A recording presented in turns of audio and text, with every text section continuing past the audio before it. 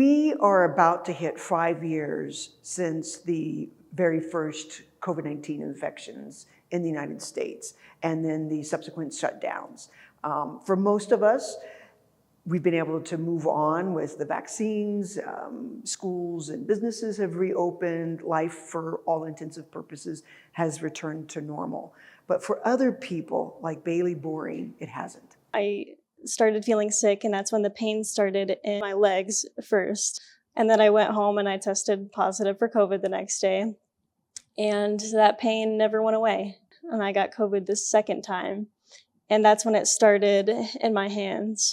Depends on the day, but sometimes it takes me a couple hours to get moving because my legs hurt so bad that I don't want to get up. I might have some underlying conditions on top of that.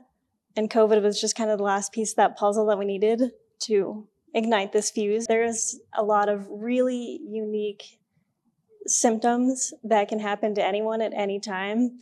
And COVID doesn't discriminate. I mean, you can be perfectly healthy at any age, at any ability, and COVID can completely change that. I've got one life, one body, and I don't want to let the fear of getting sick again get in the way of that. If I get COVID again, will these symptoms get worse? Or, what other part of my body is going to have this pain if I get COVID again? I've chosen to live cautiously with that, but I'm not going to let that fear of COVID control my life any more than it already has. I just don't look sick, and sometimes I wish that I did so people would believe me more. But long COVID is very invisible, and it definitely feels like at this point in the pandemic, we're being forgotten about, not listened to, not believed.